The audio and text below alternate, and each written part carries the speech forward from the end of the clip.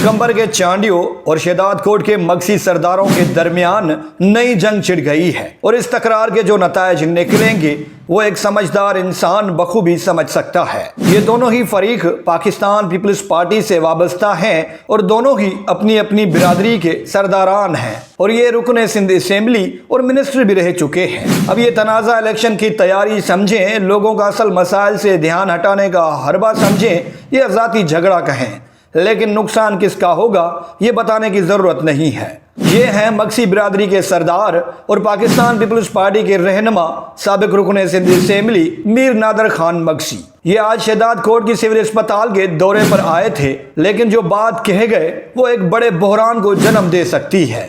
आपको उमेर रबाब चांडियों का केस याद है? सिंध की इस बेटी का बाबा, दादा और चाचा का मुकदमा गुज़िश्ता 5 बरस से अदालतों में ज़ेर समाअत है। उमेर रबाब चांडियों ने अपनी ही बिरादरी के सरदारान और करीबी रिश्तेदार सरदार चांडियों और बुरहान चांडियों को मुजरम करार देकर अदालत से इंसाफ की गुजारिश की है।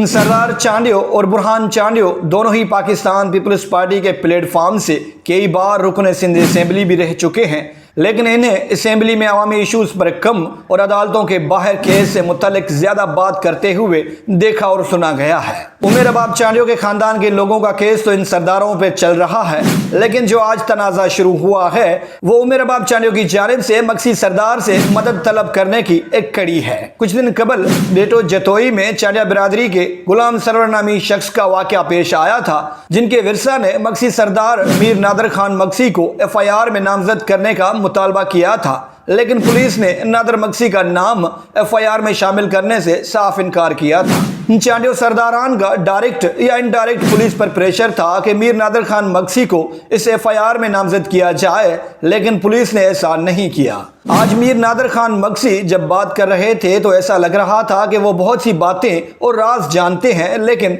वो फिलहाल खामोशी को बेहतर ऑप्शन समझ रहे हैं। नादर मगसी का कहना था कि मेहड़ में गुलाम सरवर चांडियों के साथ पेश आए वाक़े में कंबर के सरदारों के कहने पर मुझ पर उंगलियां उठाई गई।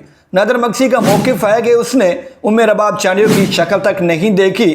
चांडियों सरदारान के खिलाफ उमेर रबाब की कभी मदद भी नहीं की। चांडियों बिरादरी के आपस के झगड़े में सरदार चांडियों और बुरहान चांडियों पर मुकदमा होने वाला था, लेकिन मैंने उनके नाम शामिल करने से रोका।